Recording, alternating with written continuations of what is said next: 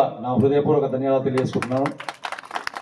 అట్లాగే నాతో పాటు ఈరోజు ప్రమాణ స్వీకారం చేసిన నా తోటి డైరెక్టర్లందరికీ కూడా నా హృదయపూర్వక నమస్కారాలు, శుభాకాంక్షలు. మార్కెట్ కమిటీ చైర్మన్ అనేది రాజకీయ వ్యవస్థలో ఒక ప్రాసెస్ జరుగుతూనే ఉంటాయి, అయితేనే ఉంటారు. కొత్త వాళ్ళు వస్తూనే ఉంటారు, పాత వాళ్ళు పోతూనే ఉంటారు.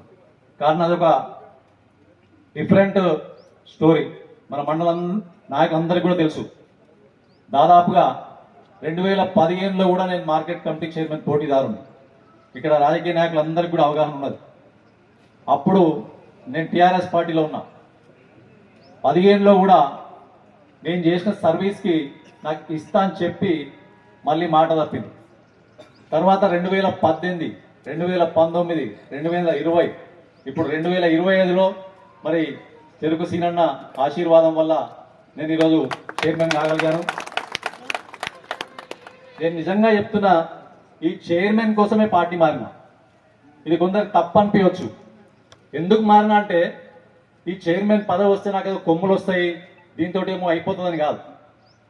ఒక నాయకుడిని, ఒక కార్యకర్తను ఏ పార్టీ అయినా కానీ పని చేయించుకొని మోసం చేయొద్దు. ఏ కార్యకర్తకైనా, ఏ నాయకునికైనా వాళ్ళకు కూడా ఫ్యామిలీ ఉంటుంది, ఆశలు ఉంటాయి, ఆశయాలు ఉంటాయి. మరి నా విషయంలో నేను ఒక మండల్ ప్రెసిడెంట్గా, ఇలా పార్టీ పేరు తీయొద్దేమో తెలియదు కానీ టీఆర్ఎస్ పార్టీకి నా రక్తం దారపోసిన ఇది మండల ప్రజలందరికీ తెలుసు. కానీ కొంతమంది కుట్రలు కుతంత్రాలు చేసి నన్ను రాజకీయంగా అణగదొక్కాలని ఒక కుంచిత బుద్ధితోటి నాకు మార్కెట్ కమిటీ చైర్మన్ పదవి రాకుండా చేశారు. నేను ఆ రోజు పార్టీలకి వెళ్ళి బయటకు వచ్చినప్పుడే చెప్పిన, బిడ్డా మీ పార్టీ ఖాళీ చేస్తా, బరాబర్ చేగుంటలకు మీ పార్టీలను ఖాళీ చేస్తా, రేపు వచ్చే ఎలక్షన్లలో శ్రీనన్నను ఎమ్మెల్యేగా గెలిపించి తీరుతా. ఇది నేను ఛాలెంజ్ చేసి వచ్చిన.